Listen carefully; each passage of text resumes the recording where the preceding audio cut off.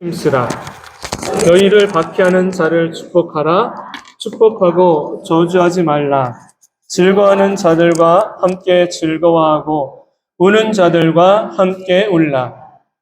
아멘. 어느 날 문 앞 현관 앞에 작은 물티슈가 놓여져 있었습니다. 신발을 신으면서 분명히 그 물티슈를 봤어요. 그리고 새벽 예배를 마치고 돌아와서도 신발을 벗으면서 문 앞에 있는 물티슈를 봤어요. 그리고 무심한 듯 스쳐 지나가 버렸습니다. 교회 갈 출근길에 또 물티슈를 봤어요. 그런데 그걸 그냥 무심코 지나갔습니다. 저녁에 예배를 마치고 업무를 마치고 돌아와서 또 봤는데 그냥 또 지나쳤어요. 그리고 아내가 그날 저녁에 저에게 이렇게 물은 거예요. 왜 물티슈를 보고도 그냥 지나쳤어요? 설마 못 본 건 아닐 텐데 보고도 지나간 건 왜 그랬습니까? 라고 저에게 묻는 거예요. 그 물음에 선뜻 대답을 하지 못했어요. 왜냐하면 제 마음에 이런 마음이 있었거든요. 물론 봤지. 그런데 왜 나만 그거를 옮겨놔야 되지? 이런 마음이 제게 있었던 거예요. 대단하지 않아 보이는 것 같음에도 불구하고 작은 것에서 느낄 수 있는 마음이 있었습니다. 비록 작은 물티슈로 시작된 것이지만 결국 제 마음에 어떤 옥리 같은, 마치 목리 같은 그러한 마음이 있었는데 그것은 불편함입니다. 내 마음은 여기까지야. 여러분 무슨 이야기인지 아세요? 여러분도 그런 경험 있으실 것 같아요. 뭔가 다른 문제 때문에 불편해가지고 그 영향이 하다못해 물티슈까지 영향이 간 거예요. 그러면서 제 안을 들여다봤습니다. 일이 늘어난 것에 대한 불편함이 제 안에 있더라고요. 한 가지만 해도 되는데 두세 가지를 해야 되는 불편함. 그것으로 말미암아 또 다른 것이 파생되어 가지고 하다못해 물티슈 봤음에도 불구하고 옮겨 놓지 못하고 제자리에 갖다 놓지 못하고 치우지 못하는 그 자그마한 것조차도 제 안에 이렇게 굽어져 있는 마음이 있더란 사실이에요. 저는 사람들이 보기에 굉장히 사랑이 많고 인자해 보일 것 같아요. 그러나 그러지 못한 모습도 제게 있다라는 사실을 여러분 잘 아셔야 됩니다. 때로는 제가 이해하지 못할 때도 있어요. 다 받아들이지 못할 때도 있어요.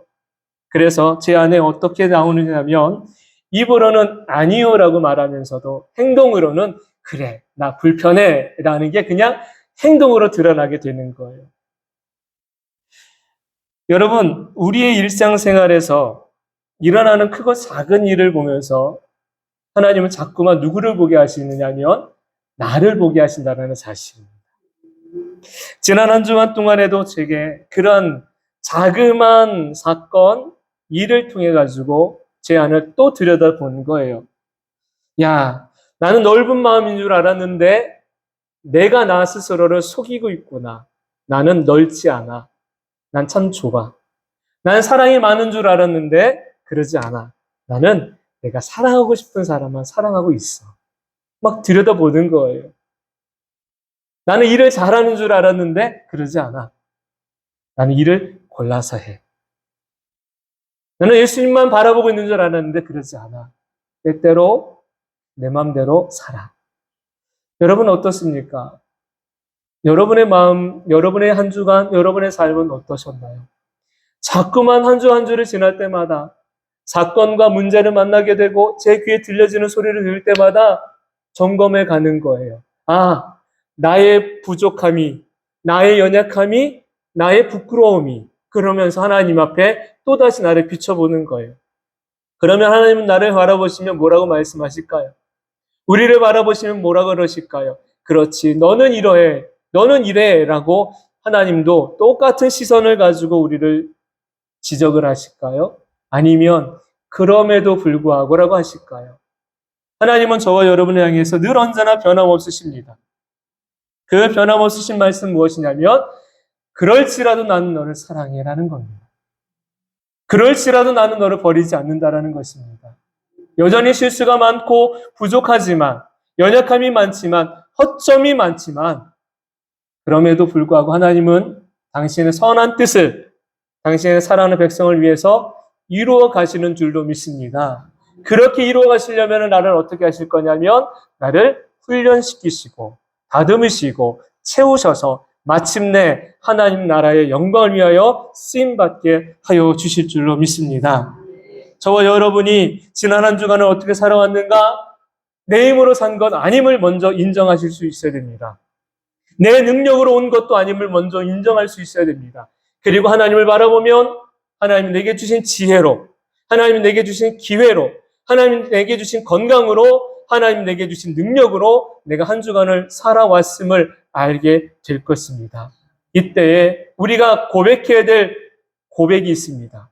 그것을 깨닫게 되면 누구라도 먼저 이 고백을 하게 될 것입니다. 하나님, 감사합니다.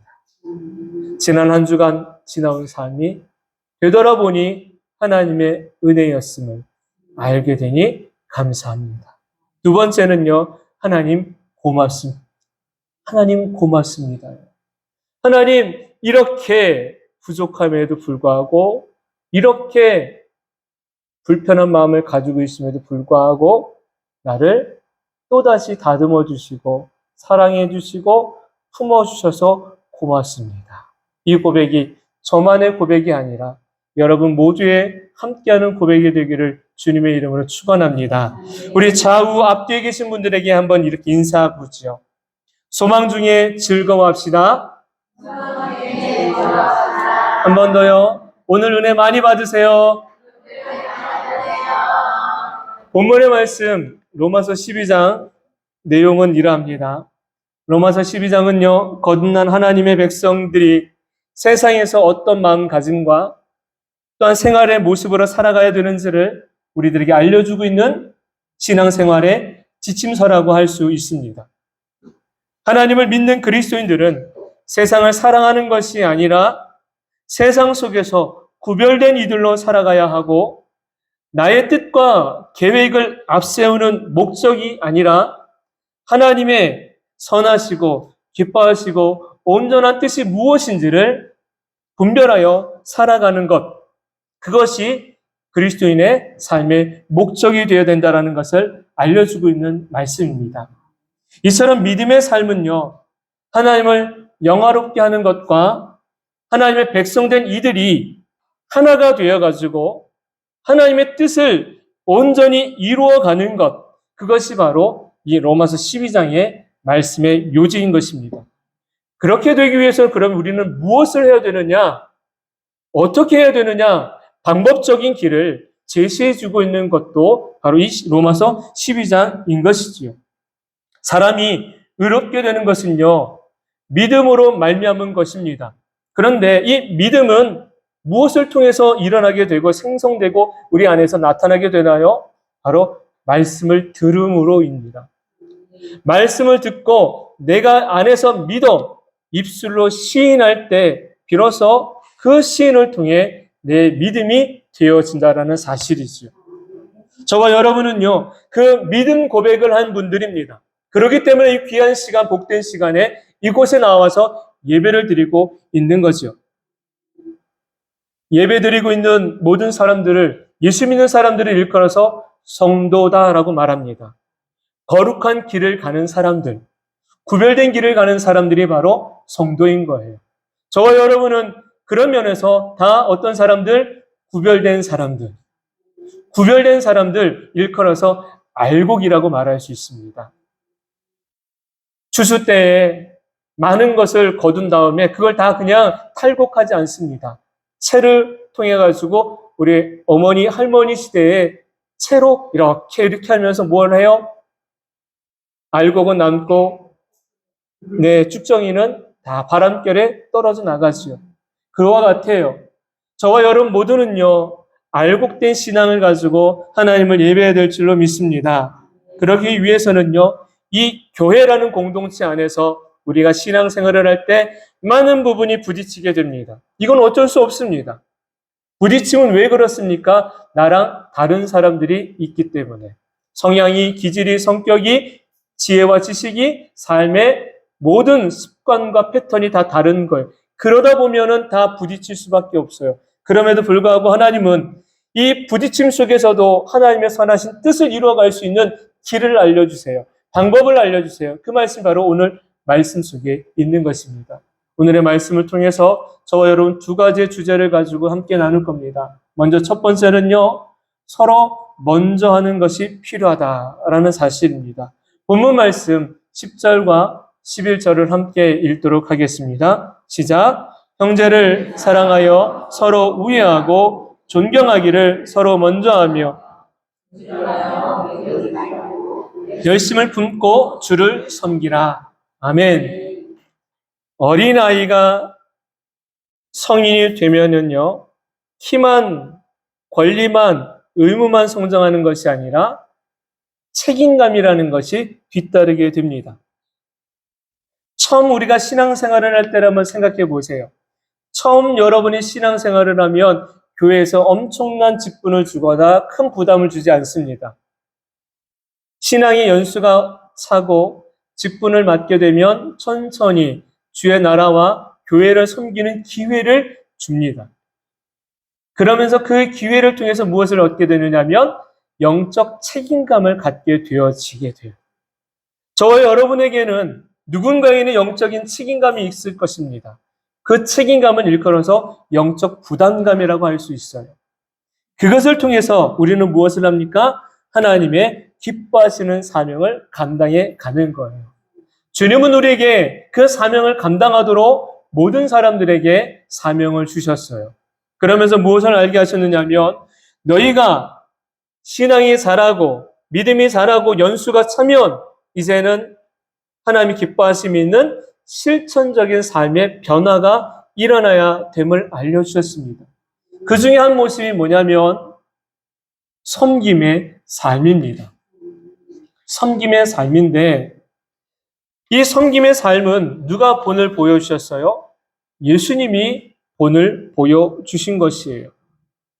믿음의 형제 안에서 섬김으로 행할 것을 말씀해주고 있습니다.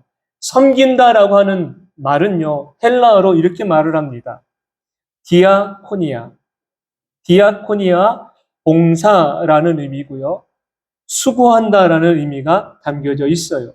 이 봉사라는 의미는 어떤 대가를 바라고 행하는 것이 아니라 대가 없이 자기를 희생하여 다른 사람들을 위하는 것, 이것이 바로 봉사이지요. 어느 날 예수님께 제자들이 찾아와서 물었습니다. 그리고 부탁을 합니다.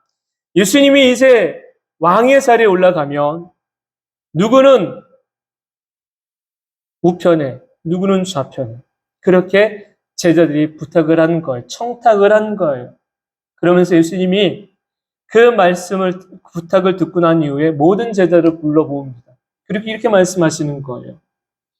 너희 중에 누구든지 크고자 하는 자는 너희를 섬기는 자가 되고 너희 중에 누구든지 으뜸이 되고자 하는 자는 너희의 종이 되어야 하리라. 예수님이 이런 진리의 말씀을 가르쳐 주셨을 때 세상의 시각으로 보면 납득이 되지 않습니다. 누구라도 종보다는 왕이 되고 싶어 해요. 왕이 되려고 하지 종이 되려고 하지 않을 것입니다. 그런데 하나님 나라에서 왕은 바로 종의 자리에서 섬기는 자가 진정한 왕이 될 수 있다는 것을 말씀해 주고 계십니다.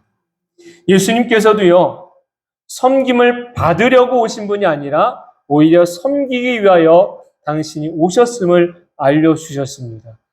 믿는 그리스도인들의 삶의 자세는 섬김이 받는 자리가 아니라 섬기는 자리에서부터 출발하게 되어져 있습니다. 그럴 때 비로소 하나님의 복과 은혜가 임한다라는 사실을 우리가 기억해야 할 것입니다. 그러면 섬김의 삶을 살라고 말씀하셨는데 주님이 말씀하시는 이 섬김의 삶은 무엇이냐라는 거예요. 주님은 우리들을 향하여 먼저 첫 번째로 하나님을 경배할 것을 말씀하십니다.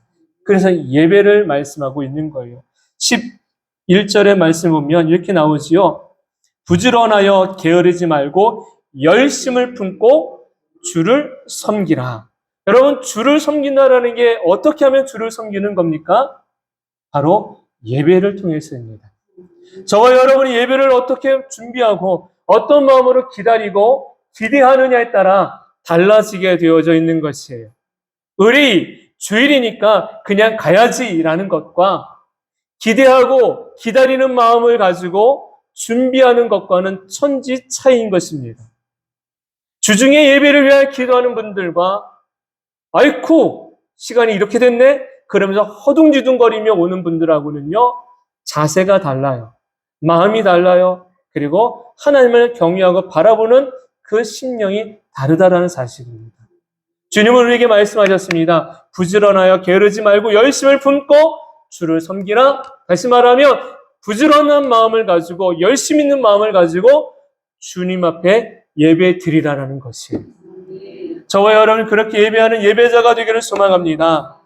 예배를 영어로 말하면 워십 서비스입니다. 워십 서비스인 거예요. 주님을 향하여서 섬기는 것, 바로 나를 산 제물 되도록 내어 드리는 것입니다. 하나님, 내가 예배 드릴게요가 아니에요. 하나님, 예배 가운데 나를 받아달라는 겁니다. 내가 제물 되지 않으면 안 되는 거예요. 여러분, 제물이 뭔지 아시지요?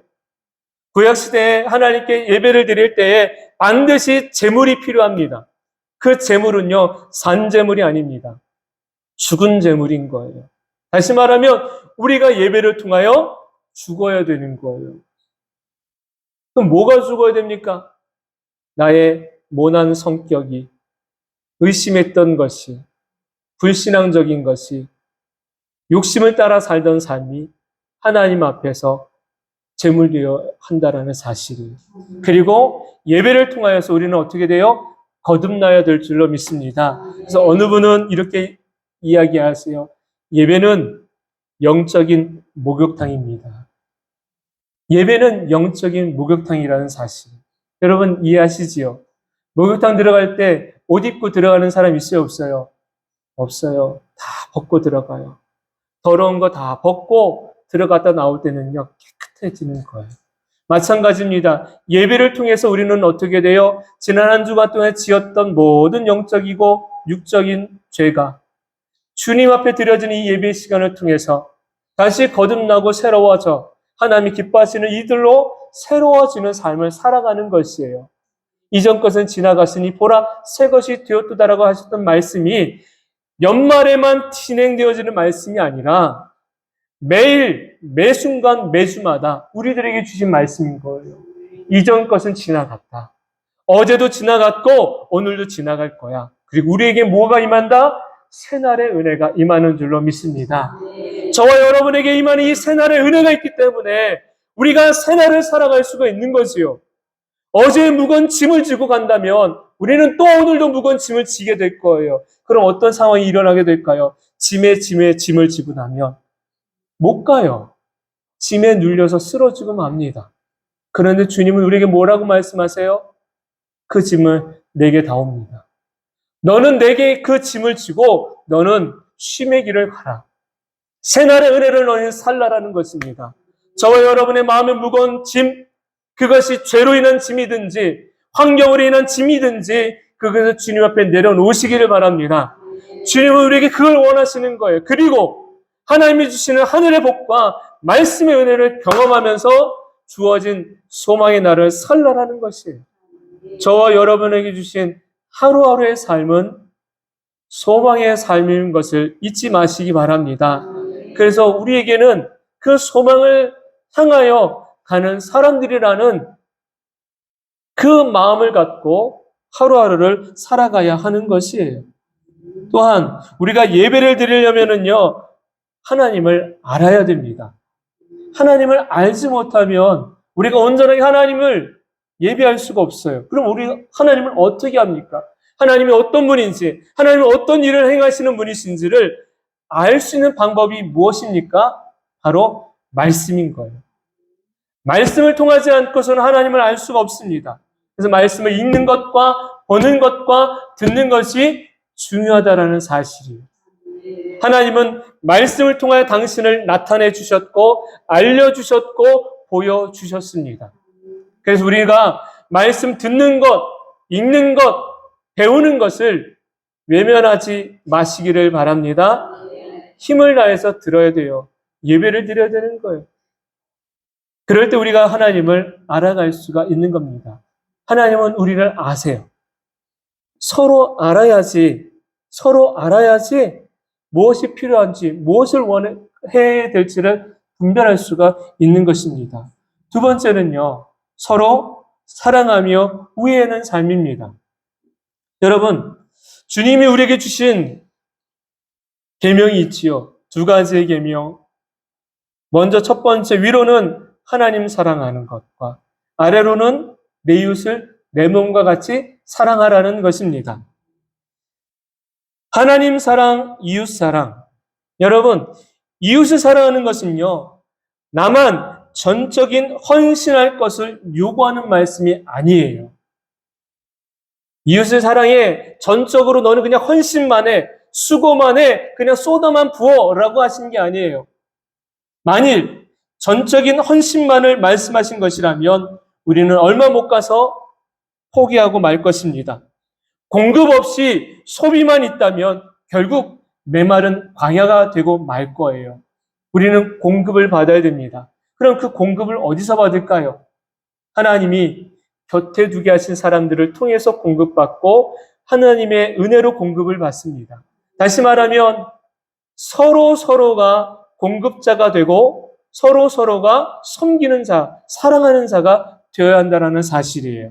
그래서 10절 말씀에 형제를 사랑하라 말씀하셨을 때에 뭐라고 말씀하시냐면 서로라는 말씀을 하십니다. 서로. 주님은 서로 행할 것을 말씀하고 있습니다. 그래서 서로가 중요한 것이에요. 존경하기를 서로 먼저 하라고 말씀하셨습니다. 섬김의 생활을 먼저 서로 행할 것을 말씀해 주고 있는 것이에요. 이 말씀을 가만히 묵상해 봤습니다. 서로 먼저 존경하라. 서로 먼저 존경하라. 이 말씀이 오늘 저와 여러분의 삶에 적용이 되려면 과연 어떤 것으로 적용시킬 수 있을까? 가만히 묵상하면서 제 마음에 온 것은 그렇지. 서로를 존경한다라는 것을 이렇게 말할 수 있겠지. 서로 칭찬하는 것. 여러분, 제가 만약에 여러분에게 1분의 시간을 드린다면 내 앞과 옆과 뒤에 계신 분들에게 과연 칭찬을 몇 가지 할 수 있을까? 내가 이분을 보면서 이분에 대하여 칭찬할 거리가 얼마나 될까? 여러분, 그분에 대하여 내가 칭찬한다면 무엇은 마음이 먼저 있어야 되느냐? 그분을 향한 관심, 사랑, 존경, 존중의 마음이 없이는 칭찬할 거리가 나올 수 없다라는 것입니다. 그냥 인사만 하고 돌아가요. 그러면 그분에 대해서 알 수 없어서 칭찬할 거리를 찾기 힘듭니다. 여러분, 저와 여러분이 나와 함께 예배하는 이 공동체 안에 계신 분들을 그냥 눈인사만 하고 왔다가 만났다가 헤어지는 관계가 되지 않기를 바랍니다. 조금 더 다가가시고 조금 더 깊어지시고 조금 더 하나님 안에서 사랑의 시선을 갖고 곁에 있는 분들을 돌아봐 줄 수 있는 공동체가 되길 소망합니다. 그럴 때 비로소 주님이 우리에게 말씀하셨던 서로 우애하며 서로 사랑하는 삶이 되어질 줄로 믿습니다. 아름다운 교회가 이름만 아름다운 교회가 아니면 그 이름만이 아니라 저와 여러분 한 사람 한 사람이 진정한 마음, 주님의 마음을 가지고 서로를 사랑하고 존중하고 존경할 때 그 이름처럼 아름다운 교회로 세상 가운데 빛과 소금의 역할을 감당하는 교회 될 줄로 믿습니다. 그러려면 저도 여러분도 한 사람 한 사람이 그러한 사람이 되어야 한다는 사실이에요. 두 번째 주제는 이것입니다. 소망 중에 즐거워하는 사람들입니다. 소망 중에 즐거워하는 사람들. 본문 말씀 12절과 13절 같이 읽어보죠. 시작. 소망 중에 즐거워하며 환난 중에 참으며 기도에 손 대접하기를 힘쓰라. 아멘.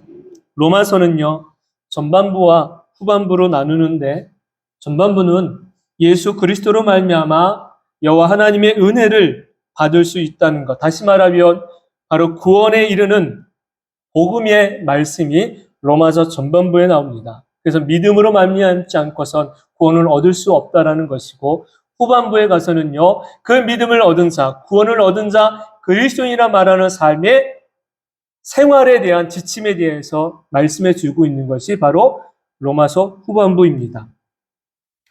믿음의 사람들을 소망을 갖고 오늘을 살아갑니다.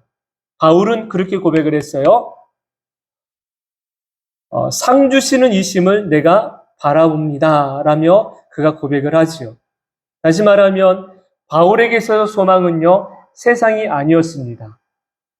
하늘의 상을 주시는 하나님을 바라보며 그는 소망의 삶을 산 것입니다. 우리의 영적 소망도 그러해야 될 줄로 믿습니다.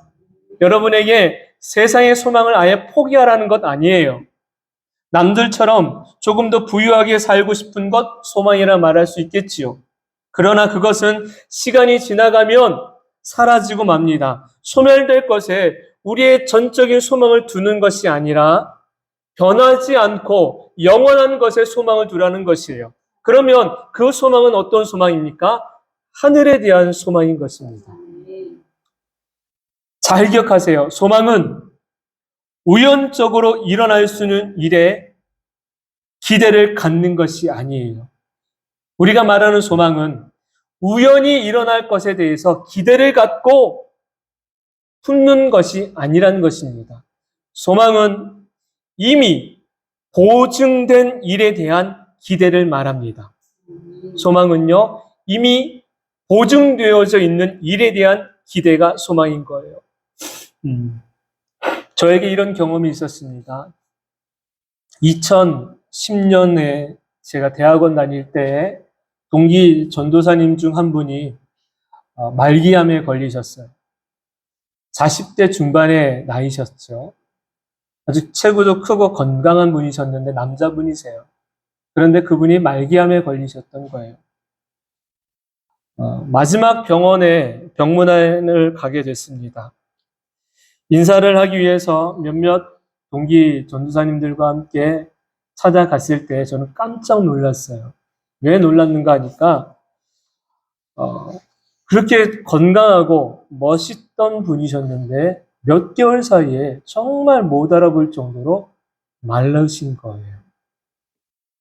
정말 깜짝 놀랐죠. 그러면서 그 모습을 참아 볼 수 없었어요. 보는 순간 저뿐만 아니라 다른 전도사님들도 눈물을 왈칵 쏟으셨거든요. 그런데 그분이 오히려 저희를 위로하시는 거예요. 어떻게 위로하시느냐면 정말 해맑게 웃으시면서 우리를 위로하시는 거예요. 그리고 그분이 이렇게 말씀을 하셨어요. 뭐라고 하셨느냐면 당신이 먼저 하나님 나라에 가 있을 테니까 사랑하는 전사님들 뒤따라오세요 라고 말씀을 주셨어요. 근데 그 말씀을 하시면서 그분은 정말 해맑게 웃으셨어요. 그리고 즐거워하셨어요. 엄청난 고통이 있을 텐데 그 고통보다도 하나님 나라에 이제 갈 것을 생각하니까 이 고통 아무것도 아니라는 거예요. 그냥 기쁘다라는 거예요. 그리고 그때 제 마음에 이 마음이 들어오는 거예요. 그렇지. 진정한 소망은 이 땅에서 이루어지는 것이 아니라 약속된 하나님 나라, 천국을 믿음으로 바랄 때 그것만이 우리에게 유일한 소망이다 라는 것이었습니다. 우리들의 소망은 뭡니까? 여러분의 소망은 뭔가요? 여전히 세상에서 조금 더 갖긴 것, 세상에서 조금 더 넓은 집에 사는 것, 내 통장에 잔고가 조금 더 쌓이는 것, 우리의 자녀가 좋은 직장에 가는 것, 내 사업이 조금 더 잘 되어지는 것, 이것이 소망이십니까? 이것이 소망이라면 이 소망을 하늘의 소망으로 바꾸시기를 바랍니다. 하늘의 소망을 품은 자가 되어질 때에 비로소 세상에 어떤 역경이 와도 능히 이겨낼 수가 있다라는 사실이에요. 로마서의 배경은 바로 이러합니다. 사도 바울과 초대 그리스도인들이 믿음의 삶을 살던 이때는요, 지금처럼 평안하게 마음대로 예배를 드리고 하나님을 믿을 수 있는 그런 환경이 아니었습니다. 누구라도 예수를 믿으면 잡아 감옥에 넣었고 모진 고난이 뒤따랐고 핍박이 따르던 시대가 지금 이 시대입니다. 이런 환경 속에서 예수를 믿는다라는 것 얼마나 어렵겠습니까? 굉장한 핍박이 가해졌습니다. 엄청난 핍박이 가해졌다면 한 종교가 사라져야 되고 믿었던 사람들이 다 뿔뿔이 흩어지고 소멸되어졌을 거예요. 그런데 오히려 어떤 일이 일어나요? 예수를 믿는 사람들은 흩어졌지만 그 흩어졌던 사람들을 통해서 곳곳에서 들불처럼 많은 사람들이 예수를 믿는 놀라운 일들이 일어나게 됩니다. 이 놀라운 소망이 곳곳에 흩어졌던 사람들을 통해서 또 다른 자들에게 전해지니까 그들 마음 안에서도 하늘에 대한 소망이 일어나게 되는 거예요. 그 소망을 갖게 되니까 어떤 고난이 와도 핍박이 와도 위협이 와도 그것이 두렵지 않게 된 것입니다. 여러분, 우리가 사도행전 7장에 보면 초대교회 7 집사 중에 한 사람이었던 스데반 집사가 순교하는 장면이 나옵니다. 많은 사람들에게 둘러싸여져 가지고 온전한 재판이 아닌 상황 속에서 그들은 복음을 전하고 진리를 외치고 있는 스데반을 향하여 돌을 들어 무자비하게 던졌습니다. 돌에 맞아 죽어가는 그 스데반 집사가 말씀해 보니까 그의 얼굴이 마치 괴로워서 찡그린 얼굴이 아니라 천사의 얼굴처럼 온화하고 평온하고 기쁨 가득한 얼굴이었음을 성경은 말씀해 주고 계세요. 그럼 어떻게 그렇게 많은 돌을 맞으면서 고통스러웠을 텐데 천사의 얼굴과 같은 모습을 할 수 있었을까? 이유가 있더라고요. 스데반 집사는 무엇을 바라봐요? 바로 하나님 나라를 바라보는 거예요. 천국을 바라보니까 하나님 보좌 우편에 계신 예수를 바라보니까 지금의 고통이 고통으로 여겨지지 않는 거예요. 지금의 괴로움이 괴로움으로 다가오지 않는 거예요. 오히려 그 소망 중에 즐거울 수가 있는 거예요. 왜? 하나님 나라를 바라보니까. 저와 여러분에게 주님은 이걸 말씀하고 있는 것입니다. 저와 여러분에게 이 소망을 갖기를 원하고 계신 줄로 믿습니다. 우리가 갖는 이 하늘에 대한 소망은요, 천국에 대한 소망은요, 반드시 기억하세요. 허상이 아니라는 사실. 허상이 아닌 거예요. 참 진리이고 그 천국은 분명히 있다라는 사실입니다. 그 소망의 나라에 저와 여러분 모두가 가게 되기를 소망합니다. 이 땅에서의 삶은 우리를 짓누르고 버겁게 하고 때로는 마음을 상하게 하며 삶의 무게로 스스로 포기하고 자포자기하게 만듭니다. 조금 잃어버리고 조금 늦어도 괜찮습니다. 우리에게 천국에 대한 소망만 굳건하다면 지금의 어려움도 결국 하나님의 영광을 나타낼 아름다운 기회가 될 줄로 믿습니다. 하나님의 능력은 우리들에게 이렇게 나타나는 거예요. 우리의 삶이 반전의 역사를 만들어 가시는 분이 하나님이십니다.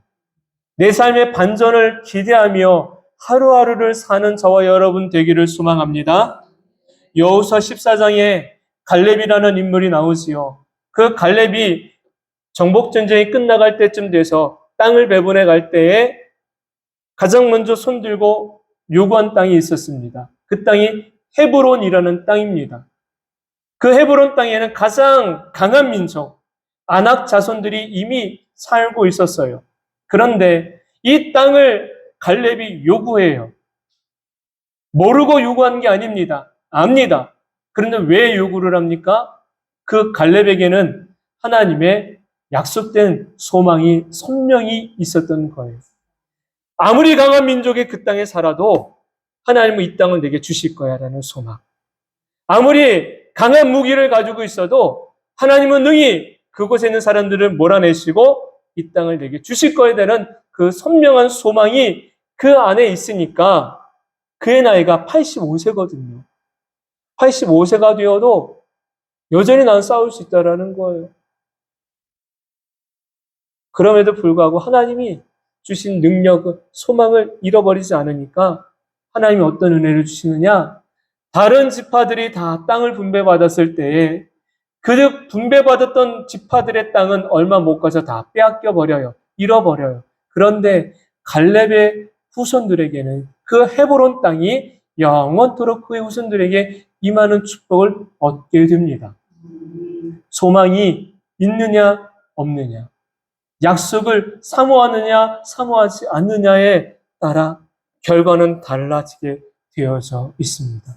저와 여러분은 소망으로 인하여 우리의 삶에 일어나는 것을 즐겁게 이겨나갈 수 있는 하나님 사람 되어야 될 줄로 믿습니다. 어떤 소망을 우리는 갖고 살아가야 합니까? 그 소망이 혹시 지금 내가 가지고 있는 소망이 혹여라도 환경에 따라 바뀌고 상황에 따라 바뀌고 있다가 없다가 하고 있는 소망입니까? 그렇다면 변하지 않는 하늘의 소망을 품고 살아가시기를 소망합니다.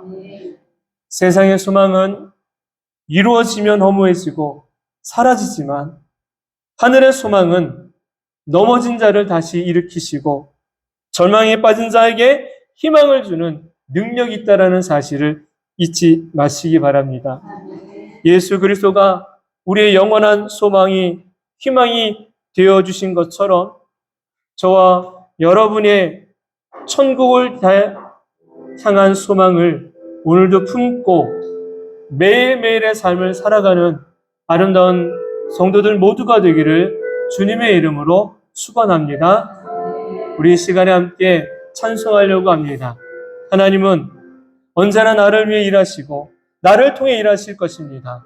그때 나는 하늘의 소망을 품고 그 일에 그 사명에 감당하는 자 되어야 할 것입니다. 우리 함께 찬송하지요. 날이 저물어 갈 때 빈들에서 걸을 때 그때가 하나님의 때 내 힘으로 안 될 때 빈손으로 걸을 때 내가 고백해 여호와 이래 우리 모인 이곳에 주님 함께 계시네 누리네 아버지 은혜 적은 떡과 물고기 내 모든 걸 드릴 때 모두 고백해 여호와 이래 주가 일하시네 주께 아끼지 않는 자에게 주가 일하시네 주가 일하시네. 신뢰함을 없는 사에 주가 일하십니다.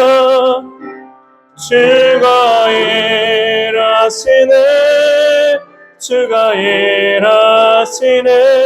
주께 아끼지 않는 자에게 주가 일하시네. 주가 일하시네. 신뢰함을 얻는 자에게. 제가 기도하겠습니다. 하나님, 우리의 소망이 혹여라도 땅에 있는 것이라면 이제는 그 소망이 하늘의 소망이 되기를 소망합니다. 그 소망만이 우리를 다시 일으킬 수 있으며 그 소망만이 우리에게 다시 희망을 갖고 하루하루의 삶을 살아갈 수 있게 합니다. 그 소망은 바로 예수 그리스도이십니다. 예수님만이 우리의 소망이고 예수님이 오라 명하신 하나님 나라를 바라보며 걷는 자로 우리 인생의 삶을 살고자 합니다. 아름다운 성도들, 이제 한 주간 동안 살아갈 때에도 하나님 주시는 위로와 말씀과 능력을 힘입어서 각자에게 주어진 삶을 살게 하시며 그 삶을 살아가는 동안에 소망의 능력이 나타나 기쁨으로, 즐거움으로, 감사로 하루하루를 맞이하는 복 있는 이들 모두가 되게 하여 주시옵소서. 그럴 때 우리의 삶은 달라지게 될 줄로 믿습니다. 영적인 변화를 일으키는 능력의 사람 되게 하시고 삶의 분위기를 바꿀 수 있는 아름다운 하나님의 사람들이 되도록 우리를 사용하여 주옵소서. 우리를 통하여서 하나님 복을 내려주시고 우리를 통하여서 하나님의 은혜가 있음을 알게 하여 주시며 우리를 통하여서 놀라운 하나님의 복된 증인들이 되어지도록 하나님 역사하여 주시옵소서. 이제는 우리를 죄 가운데서 구원하여 주신 예수 그리스도의 그 크신 사랑과 하나님 아버지의 다함없는 사랑하여 주심과 성령님의 감화 감동 교통 내주하심의 역사가 사랑하는 모든 성도들의 삶 가운데 이제로부터 영원토록 함께 하시기를 간절히 축원하옵나이다. 아멘.